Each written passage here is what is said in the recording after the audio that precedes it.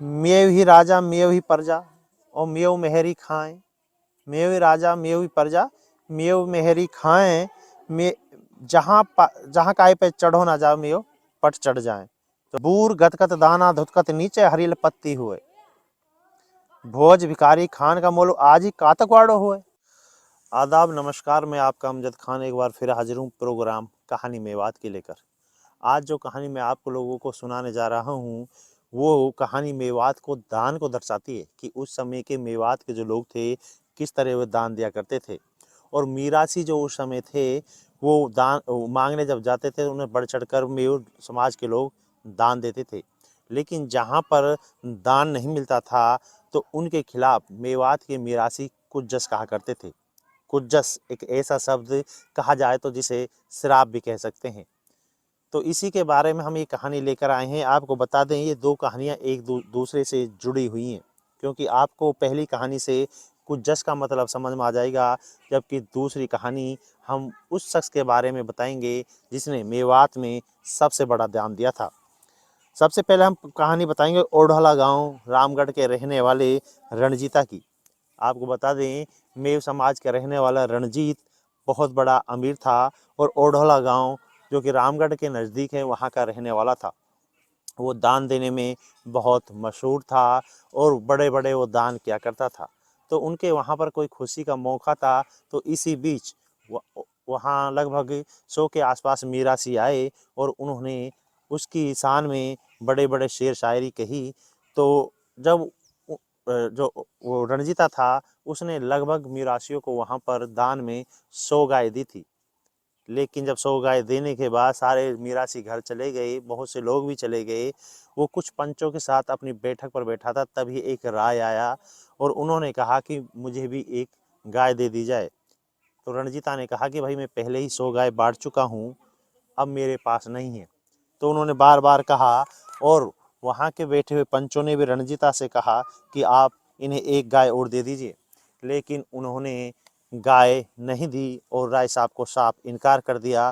तो इसी को लेकर उन्होंने एक कुज्जस कहा, तेने 100 बाटी नुई गई, गई तेरी पंचन सुप्रतीत, या ओढ़ला गांव सु तू विदा हो रणजीत।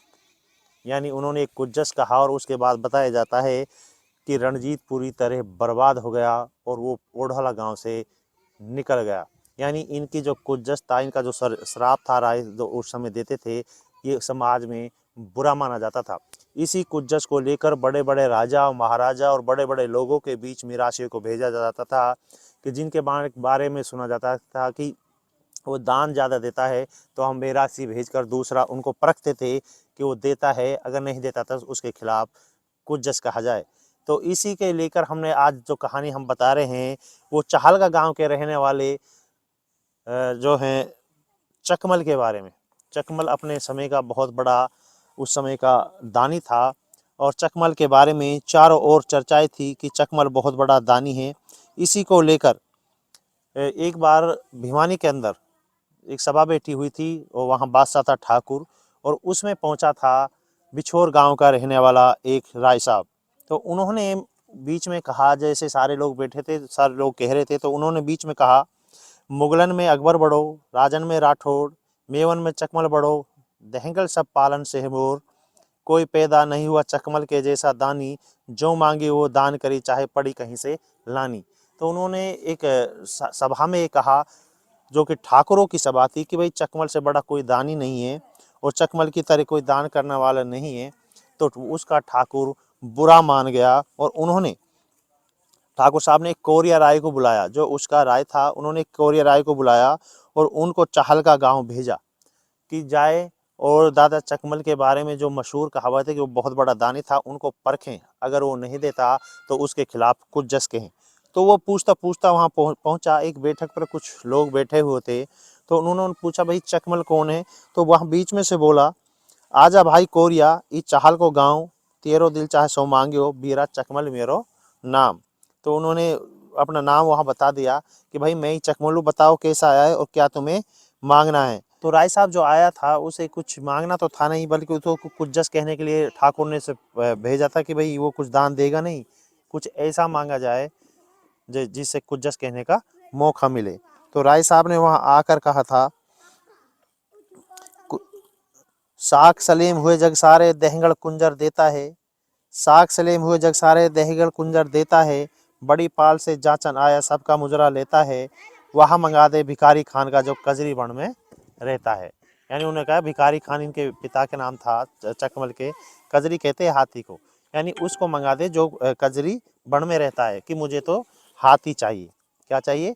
हाथी। तो उसे पता था कि हाथी ये देगा नहीं और मुझे कुछ करने का मौका मिल जाएगा। लेकिन दादा चकमल ने उनसे कुछ वक्त मांगा, समय मांगा, तो एक चांदी का हाथी बनवाकर उसको दिया, लेकिन उन्होंने मना कर दिया, भाई चांदी का हाथी नहीं चाहिए मुझे, सो जिंदा हाथी चाहिए जो जंगल में रहता है। तो दादा चकमल ने 3-4 दिन बाद एक हाथी मंगाया और उसको दान में दे दिया। मीरासी परेशान हो गया, भाई इसने दान, मैंने ऐसा मांगा था कि दे नहीं पाएगा, लेकिन इन्होंने वो दान दे दिया। तो वो हार कर बोला, राजा मेरी कौम गरीब है और या की कौम अमोड़, एक कच्चो सो है झोंपड़ा ई वाहे देगो फोड़। यानी मीरासी दादा चकमल से बोला, भाई दादा या वो आपसे ले ला अपन हाथी, मेरे तो कच्चा सो झोंपड़ा, ये हाथी कहाँ रहेगा, तो आप फोड़ फाड़ देगो। और दादा चकमल के बारे में जस कहने लग गया, यानी उसकी बढ़ाई करने लग गया। चकमल हूँ तक अमर जहाँ तक मीठो खारी, चकमल हूँ तक अमर जहाँ तक चंदा तारी, चकमल हूँ तक अमर जहाँ तक पिता भिकारी, चकमल की इंद्र की इनकी करियो आस, इंद्र बरसे 4 महीना और चकमल बांटे 12 मास। यानी उसके बारे में जस कहा कि भाई चकमल तो इतना बड़ा दानी है कि इंद्र जो बारिश है वो तो 4 महीने होती है, लेकिन चकमल तो 12 मास बांटता है। लेकिन वो तो कुछ जस कहने आया था, आखिर वो फिर परेशान हो गया कि आखिर मांगे तो क्या मांगे, आखिर मांगे तो क्या मांगे जिससे कुछ जस कहने का मौका मिले। तो उन्होंने सोचा कि एक ऐसी चीज मांगी जाए जो मुझे दे नहीं पाएगा और मैं इसके बारे में कुछ जस कहूँगा। तो उन्होंने कहा, तू दहंगड़ देसापति तेरी कीर्त हरी भरी, भोग भिखारी खान का दीजो मोलू 5 बाल हरी। यानी बैसाख को टाइम हो और 5 बाल हरी मांग ली बाजरे की। अब बैसाख में बाजरे की बाल कहाँ मिले? तो दादा चकमल परेशान हो गए और उन्होंने कहा, भाई तू ऐसे कातक में आयो और कातक में आके तू जितनो चाहे इतनो बाजरो भर के ले जायो, लेकिन वह तो कुछ जस कहनो हो और वो अड़गो और कहने लगो, तू मंगल हार हा जोर को तेरी है भारी भाल, तू कातक वाड़े लोटे और गाड़ी भर ले जाए चाहे बाल। चकमल ने कही, तो भाई कातक वाला आयो और कितनी बाल ले जायो, लेकिन वो तो अड़ गो और कहने लगो ज्यादा चकमल सु, बूर गतकत दाना धुतकत नीचे हरील पत्ती हुए, भोज भिखारी खान का मोल आज ही कातक वाड़ो हुए। यानी मुझे ना पता हो, चाहे बैसाख चल रहा हो चाहे कैसे हो, मुझे तो ऐसी बाल चाहिए जामे बिल्कुल बाल जो बाजरो बिल्कुल सफेद हुए, भरी पड़ी हो बाल बाजरा सु, और बिल्कुल हरी कच नीचे सु हुए। वो ऐसो वो चाहिए, क्योंकि उसे दान वान लेना नहीं था, क्योंकि ठाकुर साहब ने उसको भेजा था वहां से, उसको दान तो लेना नहीं, तो उसे कुछ जस कहना था। तो दादा चकमल परेशान हो गए हो, क्योंकि हाथी मांगो हाथी दियो, अभी तो यानी तो एक अणुई चीज मांग ली जो दे ना सकूं, लेकिन एक दानी हो बहुत बड़ा हो कि अगर वो ना दे पायो तो मीरासी कुछ जस कहतो। तो वो कहे, भाई मैं अभी आ रहा हूँ, बैठो। कुछ पंच बैठा, भैया अभी आ रहा हूँ मैं, थोड़ा घर तक जाऊं। तो घर जाके घर पहुंचो, दादी ने थोड़ा परेशान देखो, दादी ने दादा चकमल से पूछी, कैसे परेशान है? नु परेशान कहा, आ तो मेरे खिलाफ कुछ जस हो भाई होवे। नु के कहा मांग लियो ऐसो, तेन हाथी तो मंगा दियो, दे तो दियो। अरे नु हाथी पे बना, अब बैसाख को टाइम है, अब मैं बाजरा की 5 हरी बाल कहाँ से लाऊं? तो दादी के पिछले गए तो वहां में बाल हुई जो बैसाख में, तो दादी वाल पानी दे दे गई और एक कपड़ा सो बाल लपेट रखी भीजा सू, जासू ये सूखे ना। तो दादी ने कही, मैं अभी आऊं। हूँ जाके देखो तो झुंड खड़ो, 11 बाल ही वहां में, बाजरा सु दाना सु बिल्कुल भरी पड़ी, नीचे से डंडो हरा हो। दादी ने उपाड़ के वो दादालू दे दी। तो दादा आके हूँ बोलो, मैं दहंगड़ देशपति मेरी कीरत हरी भरी, सुन रे बीरा कोरिया ले जा तू 11 बाल हरी। यानी 11 बाल हरी तू ले जा, और मैंने बैसाख में तो ला के दे दी, और मैं तो भाई दहंगड़ हूँ और मैं तो इतना बड़े ध्यान नहीं हूँ, तो मैंने थोड़ी जाके दे दी। तो वो जब वहाँ भिवानी पहुँचो ठाकुर के पास, ठाकुर के पास जब वहाँ पहुँचो तो 11 बालवान ने देखी, ठाकुर लोगों ने सारी बात बताई और कही भाई इनको तो भाई अल्लाह ही मदद करे, इनके खिलाफ मैं कुछ जस ना कह सकूं। मैंने वो चीज़ मांग ली, हाथी मैंने मांग लियो, 11 बाल बैसाख का टाइम पे मैंने मांग ली, लेकिन फिर भी यार ने मुल उला के दे दी। इन पे तो कोई अल्लाह कोई हाथ है। तो भाई ये तो मियाँ वहाँ और ये तो बहुत बड़ा है। और हूँ राय साहब कहना चकमल के बारे में जस कहे हूँ, लीलागढ़ तोहरा बांका पर्वत देश, सब पोता तिरपोल का नामी नाम नरेश, हारो कथे कोरिया दया देखी वा देहंगढ़ के देश।